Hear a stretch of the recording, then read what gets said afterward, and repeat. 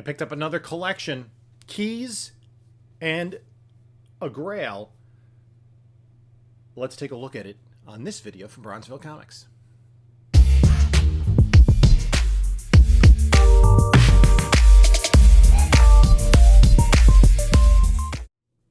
My next Whatnot sale is going to be Monday, April 26th at 10 p.m. Eastern Time.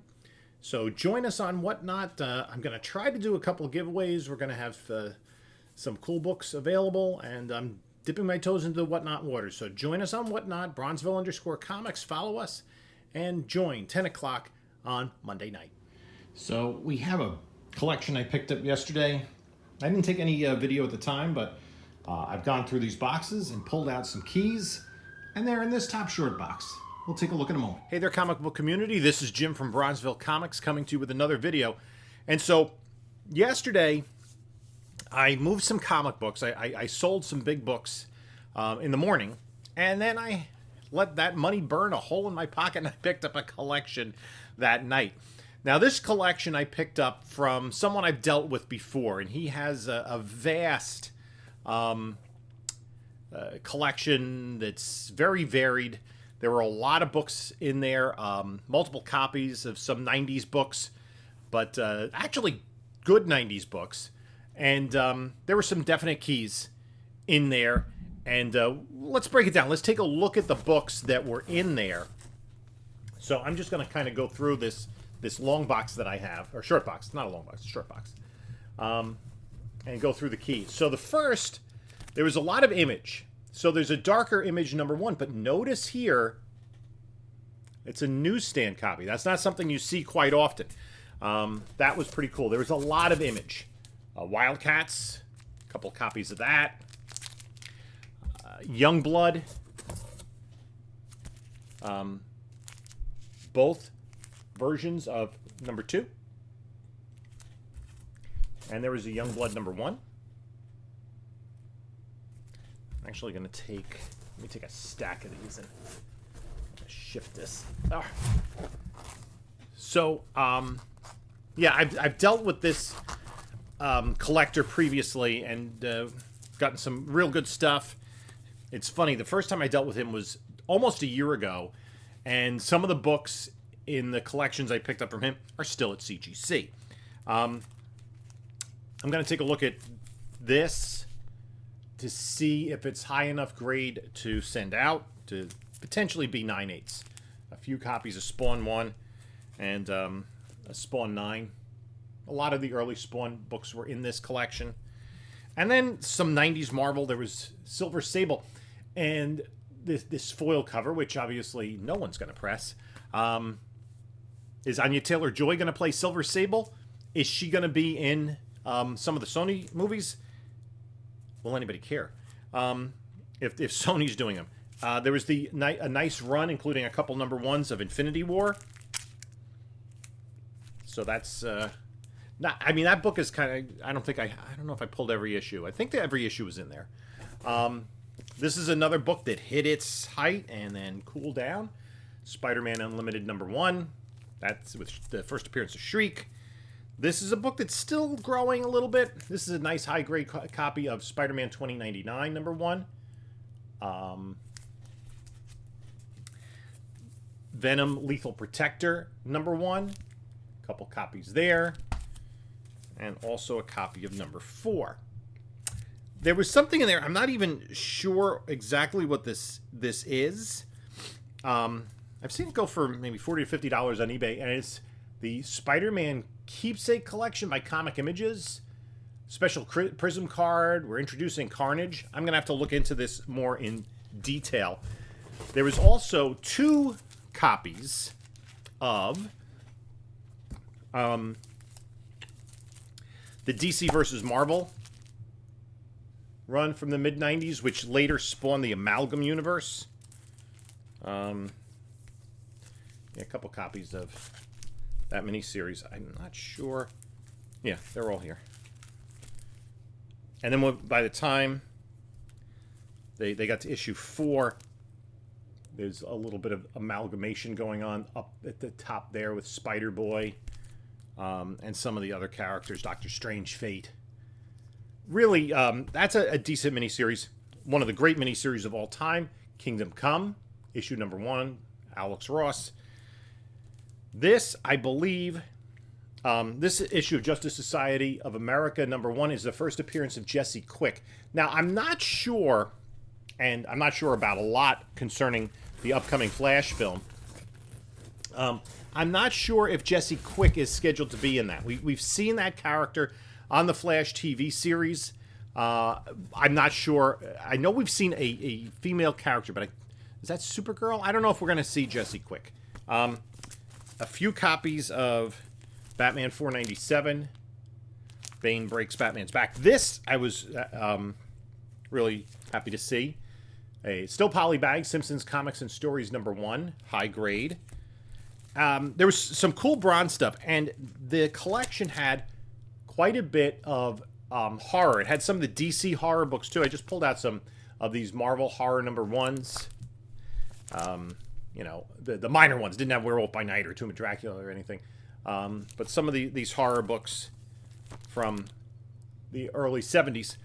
There were also some of the DC horror books, just random issues.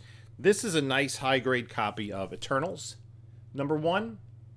And also a copy of number 3, which I believe is the Eternals book that's going to have the best legs. I think that's going to be the best Eternals book going forward, because that's the first appearance of Cersei, who I think is going to continue to have, of all the Eternals, a major role in the MCU. She's obviously been involved with Dane Whitman. We know we're going to see more of Dane Whitman. Cersei in the 80s was a member of the Avengers. So that is, I think, probably the best Eternals book to get. A copy of Mr. Miracle number 1. I do not have a copy of this. I'll probably stay in the personal collection. Moon Knight number 1. This is not the highest of grades. I will not be sending that to CGC. I don't think I'll be sending this one either. This is not in the best of condition. She-Hulk number 1. I mean, it's not in poor condition, but it's not. I don't know if it's high enough to. I got to take a closer look at it. And then X Factor number 6, the first appearance of Apocalypse. This is a book that I come across in so many collections. I actually saw a copy today at an estate sale that I did not get because I already have enough of these, or maybe it was at a store I was at. Punisher War Journal number 1. This is a low, not a high grade copy. It's got a bunch of spine wear of Marvel Team Up 141, one of the first black suits, first Beyonder in human form. I don't know if we'll see the Beyonder in the MCU at some point in human form.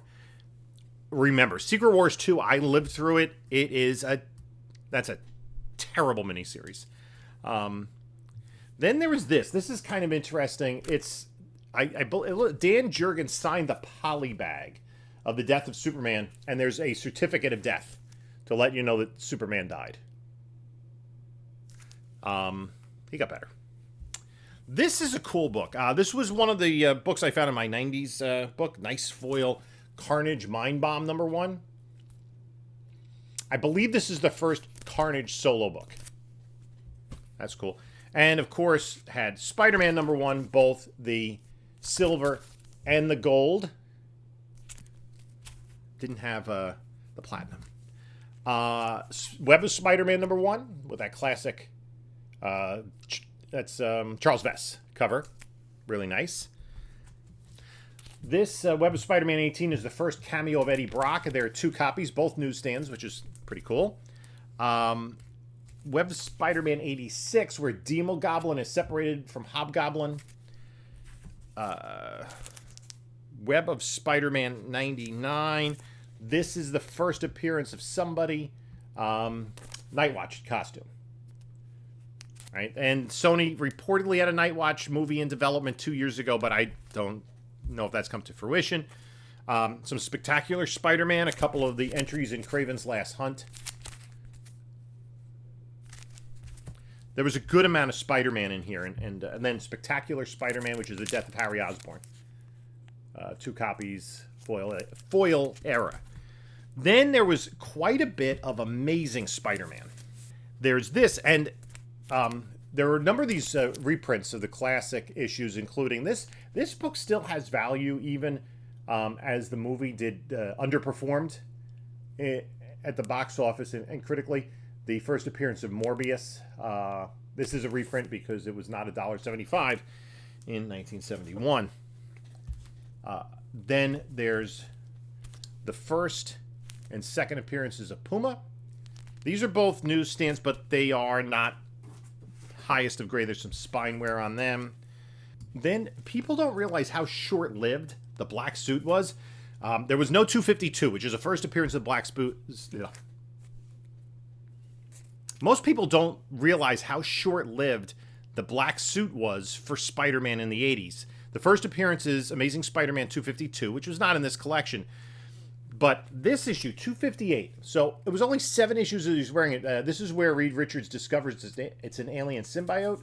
And then he's back to his classic costume in 259. But he did kind of go back and forth here about black suit again. This is the first appearance of Silver Sable. As I mentioned earlier, that's a character that people are speculating on. This is a new Hobgoblin, Jason Macendale, and this is the Failed Proposal. All pretty good books. More Craven's Last Hunt, 293, 294. This classic cover. That's cool. And I haven't rebagged and boarded any of this stuff yet. Then we get into some McFarlane stuff. This classic cover in 301. There was no 300, but this is a newsstand. That's pretty nice. I'm wearing this T-shirt, and there was I think only one Justice League. Funny enough, no, there were several Justice Leagues. 101, the issue before this, was in the collection, but it was in rough shape. Probably not an improvement over my PC book. Second appearance of Venom, and first sort of cover appearance, and then the first full. People love this cover, and it's a newsstand, so that's a pretty cool book to have. More Venom. And more Venom. All these Venom appearances they continue to have value.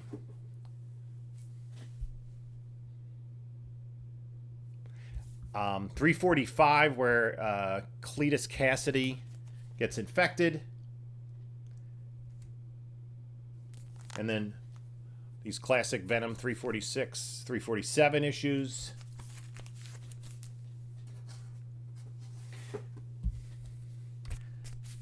359 and 360 cameos of Carnage. And then, this was really kind of fun, 4 high-grade copies of ASM 361, the first appearance of Carnage. All of them are newsstand copies, all 4. So that's pretty cool. I'm going to take a real close look at these and see if they are 9.8 candidates, even 9.4. I'll probably send all 4 of them out. A number of copies of 363, this anniversary issue. There's 3, 4, 5 copies. First appearance of Spider-Man 2099, Miguel O'Hara. And second and third appearances of Carnage. So pretty complete Carnage runs here. And then 2 copies of this classic 375 Venom foil cover. So there was a lot of 90s Spider-Man, but the main part of this collection was Daredevil. So Daredevil Annual number 1, hereto referred to as King Size Special. And unlike a lot of annuals at the time, this is a brand new story. And then we have this Daredevil 115. The significance of this is it has an ad for Hulk 181.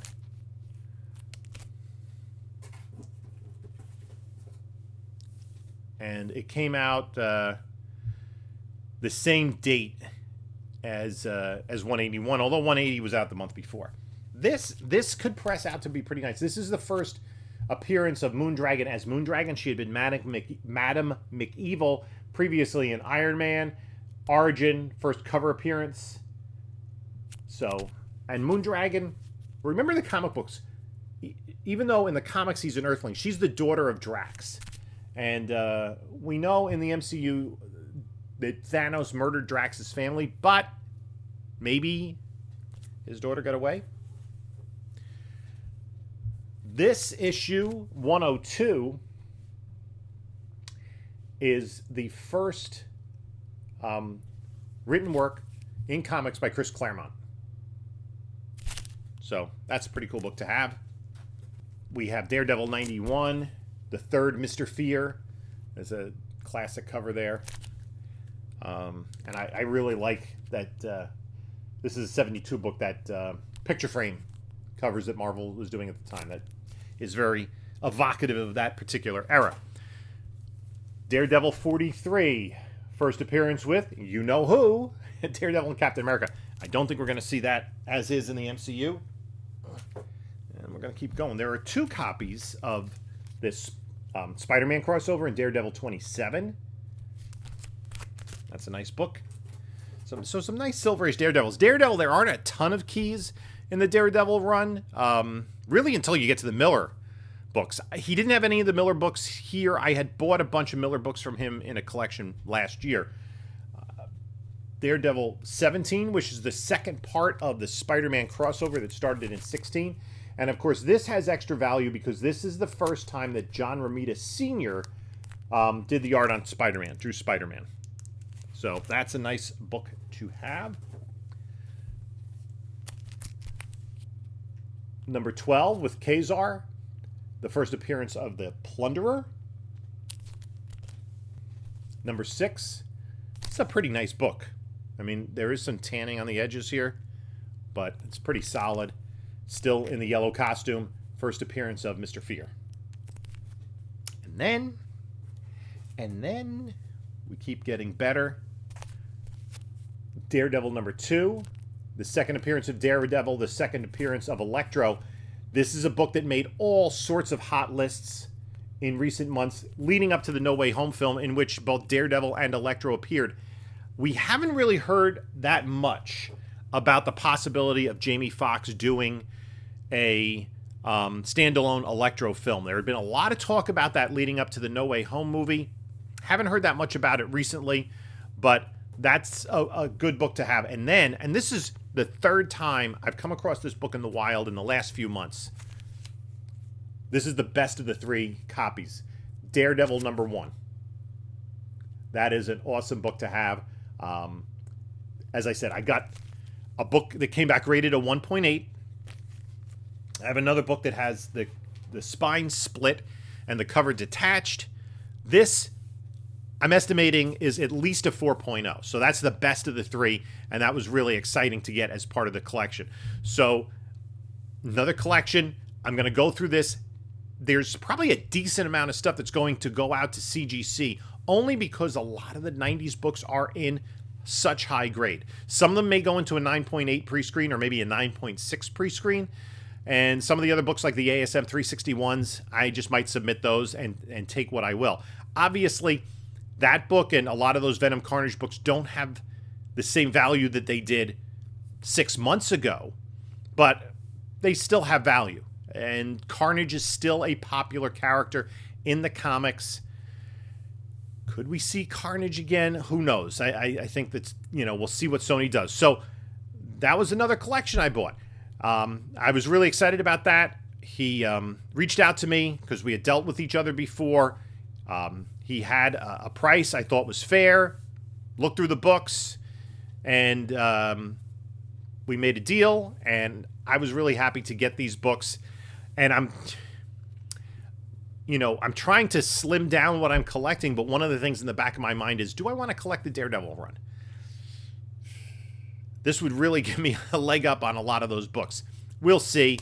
I'm going to go through these and kind of grade them and see what kind of shape they're in. And I have a lot of rebagging and boarding to do. In the comments, let me know what you think about the collection. Let me know what you thought I bought. And again, with collections, I don't like to discuss money. If I see you somewhere, I might tell you about it. But otherwise, I'm not going to disclose it here. So let me know what you think about the collection. Take a look at a couple of other videos that I have. I forget which side. Was it here or there? I don't know. And this is Jim saying, until next time, enjoy your comics.